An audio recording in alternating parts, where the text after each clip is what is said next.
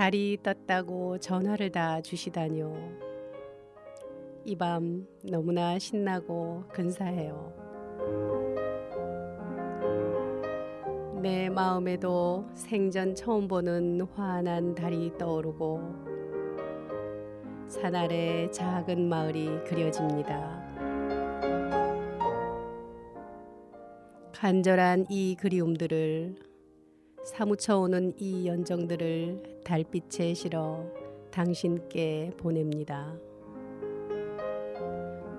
세상에 강변에 달빛이 곱다고 전화를 다 주시다니요. 흐르는 물 어디쯤 눈부시게 부서지는 소리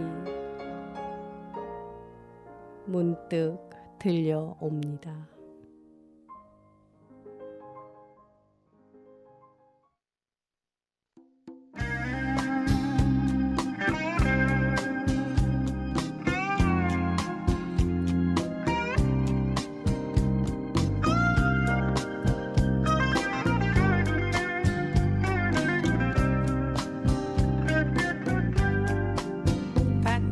춤추던 곳에 앉아 밤새껏 웃음을 나눴지.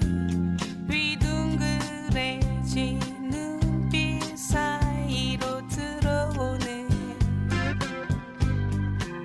찬란한 빛의 움직임조차 하염없이 가다 보면 어느새 손에 쥐어진 세상들 설레임들 그 누가 널 보았든 간에 숨길 수 없이 드러내든지 빼곡히 들어찬 숨결조차 버거우면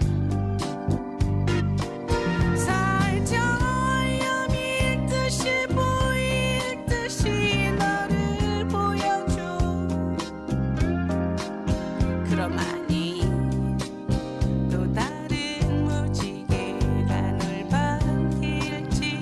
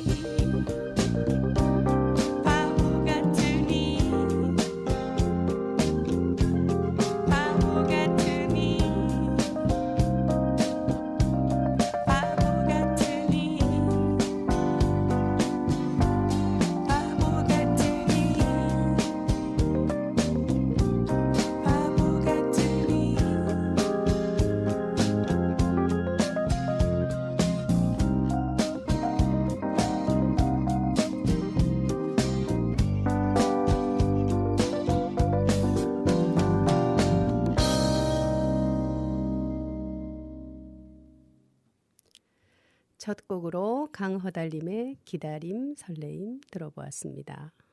그림을 듣다 그리움을 듣다. 안녕하세요. 최예원입니다.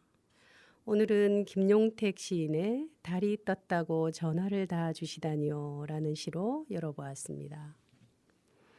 우리의 소망과 그리움을 가득 담은 달을 보면 조용하게 여운이 남는 위로의 말을 건네는 듯 합니다. 오늘은 한국을 대표하는 서민화가 박수근과 그의 빨래터란 그림을 보도록 하겠습니다.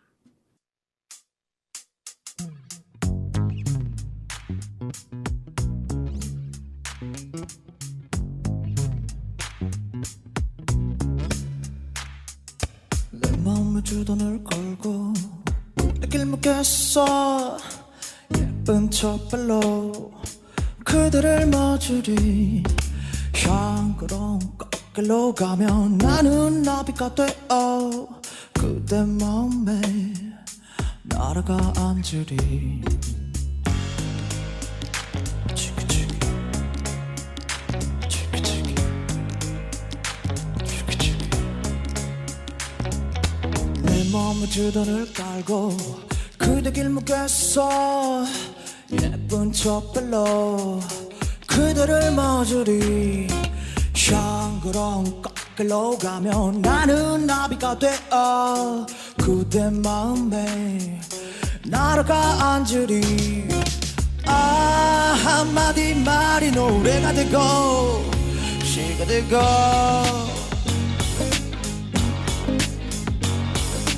아 내 맘에 주단을 깔고 그대 위서 노래 부르리. 그대는 아는가 이 마음 주단을 걸어놓은 내 마음 사뿐히 밟으며 와주어. 그대는 아는가 이 마음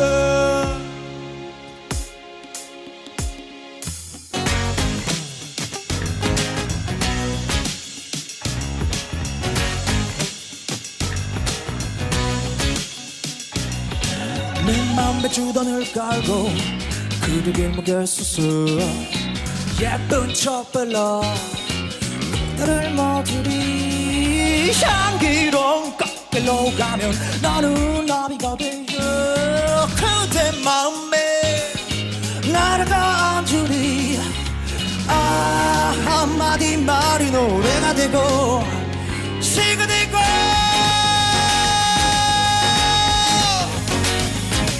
아 내 맘에 주단을 깔고 그대 위서 노래 부르리. 그대는 아는가 이 마음 주단을 깔아놓은 내 마음 사뿐히 밟으며 와주어. 그대는 아는가 이 마음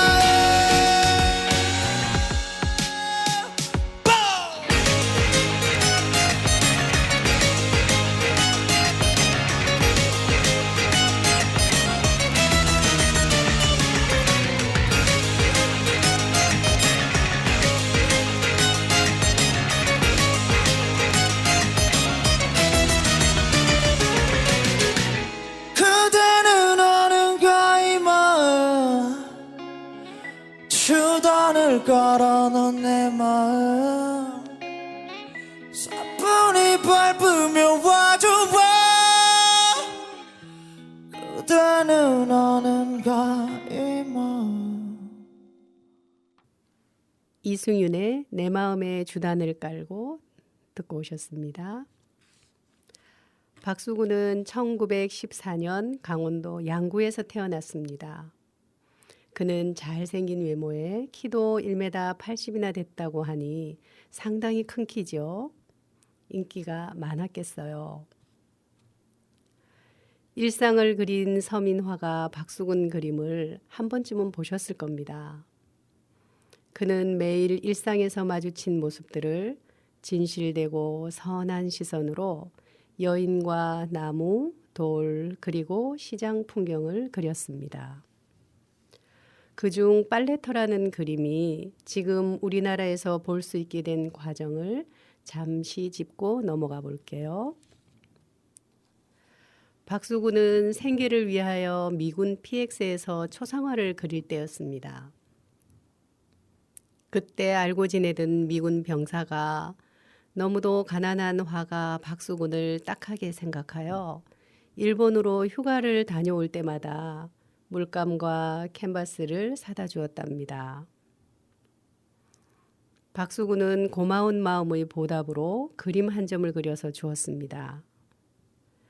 미군 병사는 그 그림이 지금처럼 유명해질 거라고는 상상도 하지 않았을 겁니다. 그 당시 그의 성의를 생각해서 그 그림을 미국에 가지고 갔습니다. 그림은 그의 집 다락방에 50년 동안 있었습니다. 세월이 흐른 후 매스컴에서 박수군의 이름을 듣게 되었을 때 미군 병사의 생활 형편이 아주 어려웠다고 합니다. 그래서 다락방에 있던 박수군 그림을 한국 경매시장에 내놓은 것이 바로 빨래터라는 그림입니다. 50년 만에 빨래터 그림이 한국에 다시 돌아와 우리 곁에 있게 된 것이지요.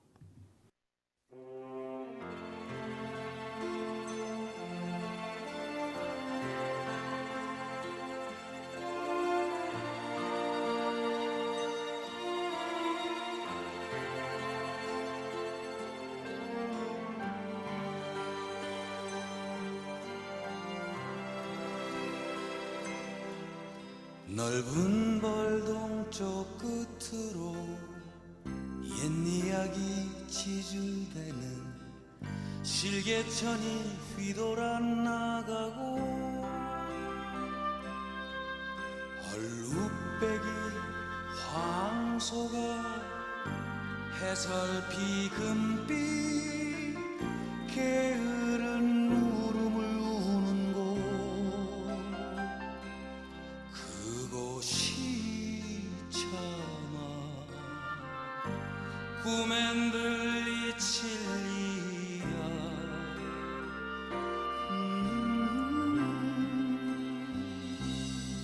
7월호에 채가 식어지며 빈 밭에 밤바람 소리 말을 달리고 엷은 졸음에 겨운 늙으신 아버지가 지펴개를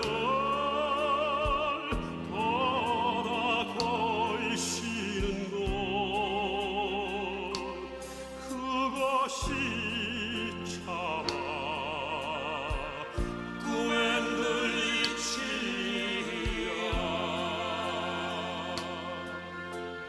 흙에서 자란 내 마음 파란 하늘빛이 그리워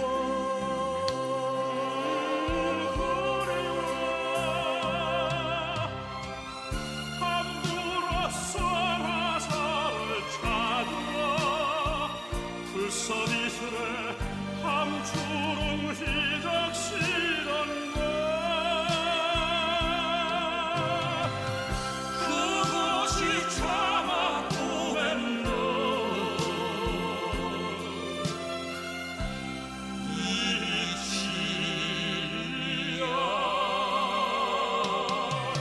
전설 바다에 춤추는 밤물결 같은 검은 귀빗머리 날리는 어린 누이와 아무렇지도 않고 예쁠 것도 없는 사절 밟아선 아내가 따가운 햇살을 등에 지고 이삭 줬던 곳 그것이 참아 꿈엔 들리지야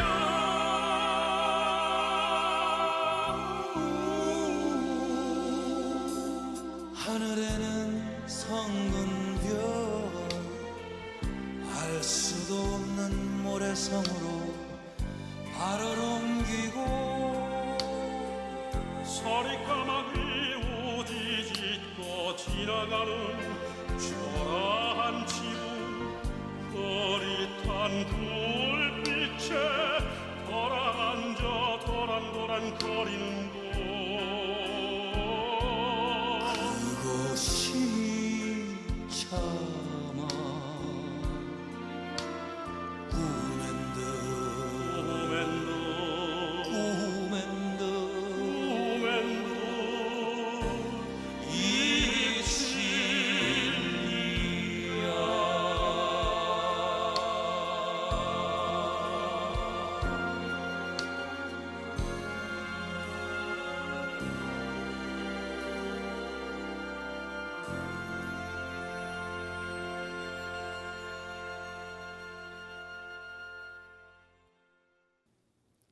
이동원, 박인수의 향수 듣고 오셨습니다. 박수구는 미술 공부를 정식으로 배워본 적이 없었다고 합니다. 그런 그는 학연도 유파도 없이 독학으로 자신만의 화풍으로 그린 그림을 조선 미술전람회에 출품하여 여러 번 입선을 했답니다. 대단한 일이죠. 세계적으로 유명한 화가들 중에는 독학으로 자신만의 그림을 그린 대가들이 많습니다. 진실된 마음으로 역경을 딛고 예술혼을 불태운 그들의 열정과 노력에 깊은 존경의 마음으로 뜨거운 박수를 보냅니다. 화가는 그림을 배우지만 배운 것을 벗고 자신만의 화풍으로 묵묵히 나다운 길을 가는 수밖에는 별 도리가 없는 것 같더군요.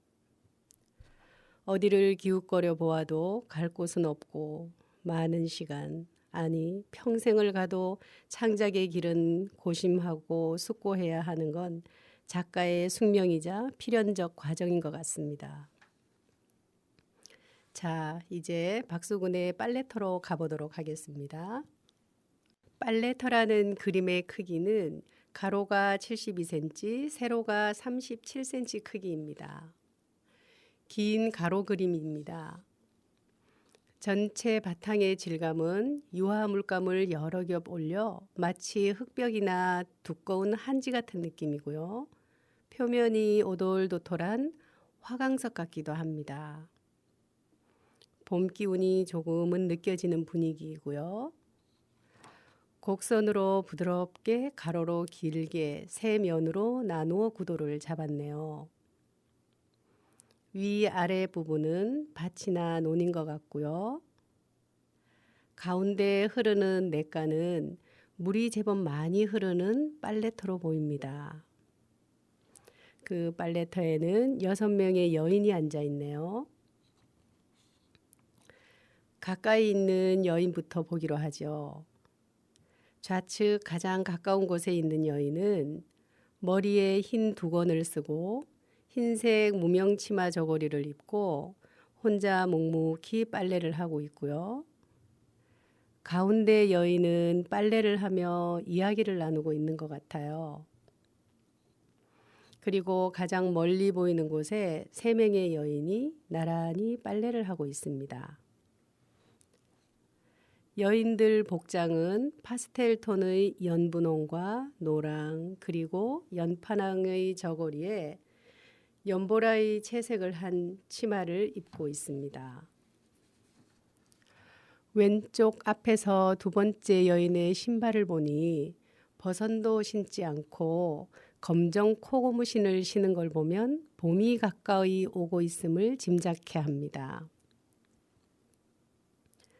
그리고 박수근은 가난하고 힘겨운 시대에도 봄처럼 따뜻한 희망의 날들을 바라는 마음으로 흰색 무명천의 옷들을 유색의 연한 채색을 하지 않았나 하는 생각이 드네요. 이렇게 그림을 보는 재미는 감상자의 생각으로 의미 부여를 해볼 수 있답니다. 그리고 여인들 옆에는 빨래를 담는 대야가 있네요. 이 대야를 보니 다 한 빨래를 담아 머리에 이고 여인들이 줄을 지어 집으로 가는 모습까지 그려집니다. 요즘에는 건조기가 대신하고 있지만 마당에 널린 빨래들이 바람에 날리는 모습도 상상하게 되네요.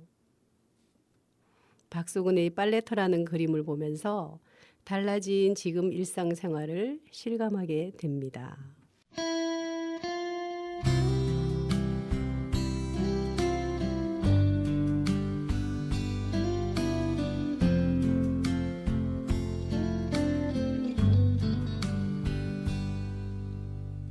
모라는 벌써 지고 없는데 먼 산에 뻐꾸기 울면 상냥한 얼굴 모란 아가씨 꿈속에 찾아오네. 세상은 바람 불고 고달파라 나 어느 변방에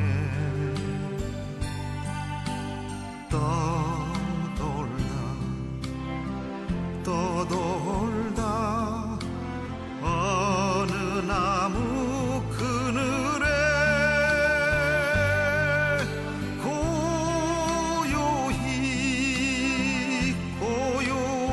고요히 잠든다 해도 또 한 번 모란이 필 때까지 나를 잊지 말아요.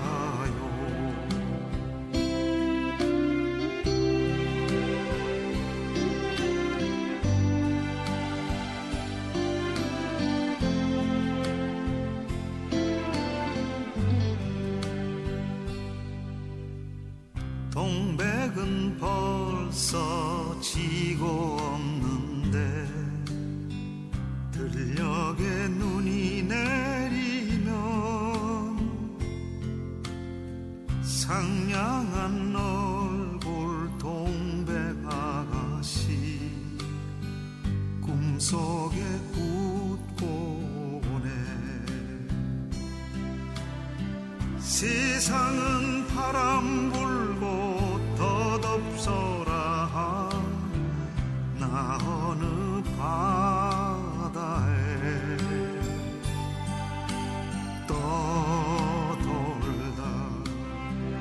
떠돌다 어느 모래벌에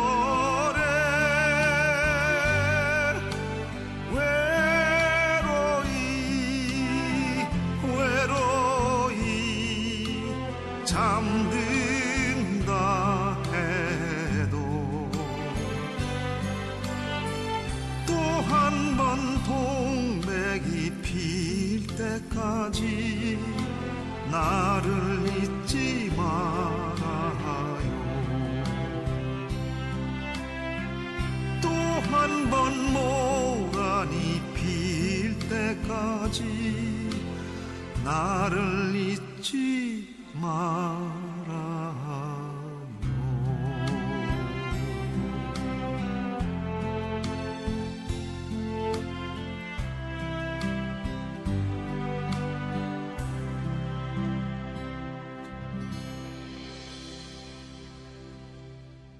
조용남의 모란동백 들어보았습니다. 박수근에게 이 빨래터는 아주 특별한 곳이죠. 왜냐하면 빨래하는 한 여인에게 첫눈에 마음을 빼앗겼기 때문입니다. 그 여인은 아주 부잣집 딸이었습니다. 박수근은 그 여인에게 이런 내용의 편지를 보냅니다. 나는 그림을 그리는 사람입니다. 나는 재산이라고는 붓과 파레트뿐입니다. 당신이 승낙하셔서 나와 결혼해 주신다면 물질적으로는 고생이 되겠으나 정신적으로는 당신을 그 누구보다도 행복하게 해드릴 자신이 있습니다. 라는 내용의 편지로 프로포즈를 합니다. 당연히 가난한 화가의 프로포즈에 여인의 집에서는 반대가 심했겠지요. 하지만 기독교를 믿었던 그 여인은 생각이 달랐습니다. 일찍 어머니를 여의고 나이 어린 새어머니와 생활을 하면서 많은 생각이 들었겠지요. 그래서 그 여인은 매일 이런 기도를 했다고 합니다. 훗날 시집을 보내신다면 우리 집처럼 부잣집에 보내지 마시고 좁쌀죽을 먹어도 좋으니 깨끗한 사람과 결혼해 달라고 기도를 했답니다.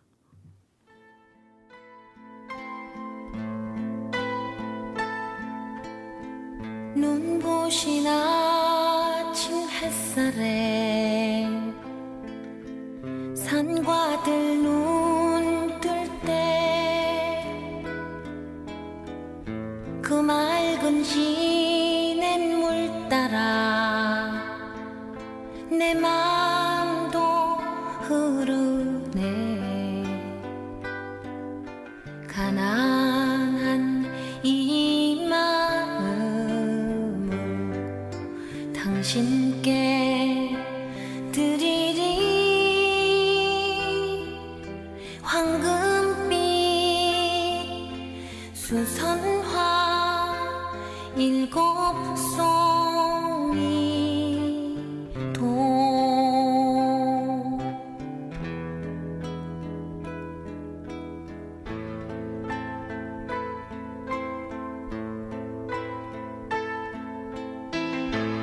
I may not have a mansion,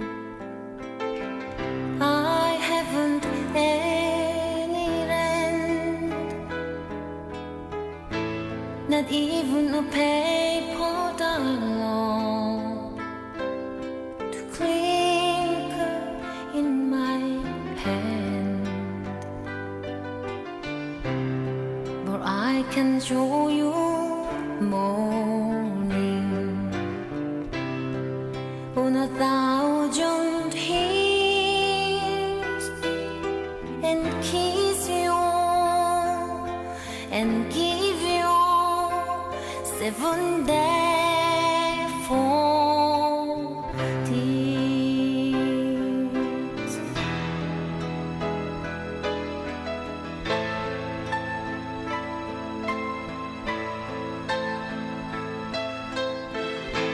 긴 하루 어느덧 가고 황혼이 물들면 집 찾아 돌아가는 작은 새들 보며 조용한 이 노래를 당신께 드리리.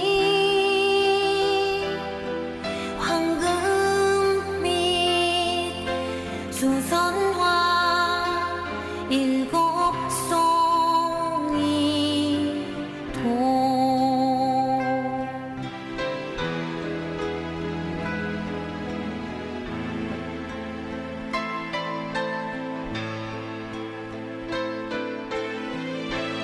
I do not have a fortune to buy you pretty things, but I can weave you moonbeams for necklace and rings, and I can show you morning on 1,000 hills and kiss you and give you 7 days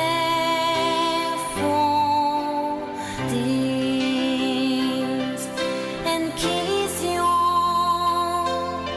and give you 7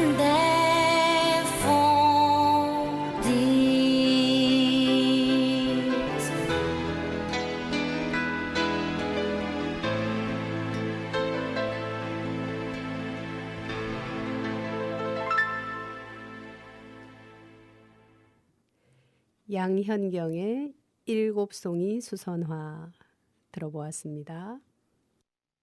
마침내 두 사람의 마음이 이어져 결혼 승낙을 받고 교회에서 결혼식을 했습니다.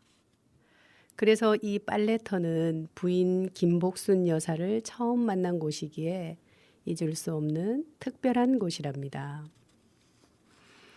옛 빨래터나 우물가는 여인들이 모여서 이야기할 수 있는 편한 곳이지요. 지금으로 말하면 빨래 대신 노트북으로 일을 하기도 하고 이야기도 하는 야외 카페 같은 곳이라고나 할까요? 도란도란 빨래터 여인들의 이야기가 들리는 듯 합니다. 그리고 그의 빨래터라는 그림 가격이 얼마나 할까 궁금하지 않으신가요? 2007년도 서울 경매에서 빨래터 작품이 45억 2천만 원에 낙찰되었습니다. 그리고 2013년 박수근 그림은 1호당 3억에 가까웠습니다. 참고로 작품에 따라 다르기는 하지만 그림 크기의 가격 기준은 1호당 기준입니다. 1호의 크기는 우리가 아는 엽서 한 장 크기입니다. 놀랍지요? 사람 일은 알 수 없다고 하죠.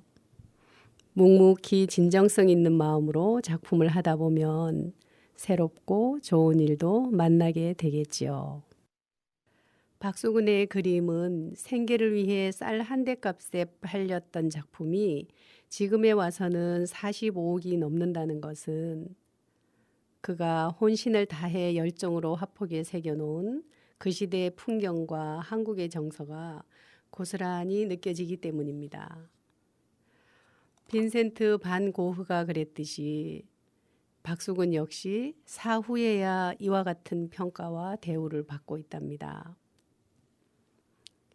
강원도 양구에 여행을 가시면 박수근 미술관에 가보시기를 추천드립니다. 그곳에 가시면 그의 그림도 보시고 외부에는 박수근의 조각상이 있는데요.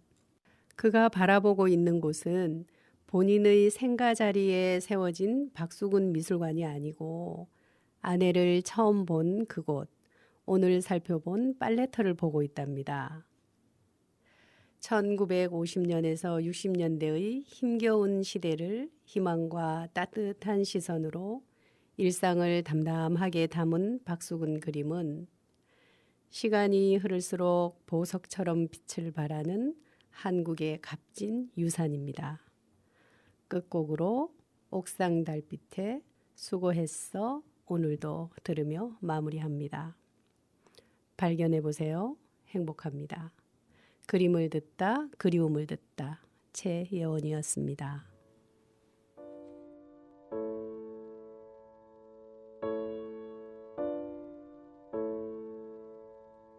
세상 사람들 모두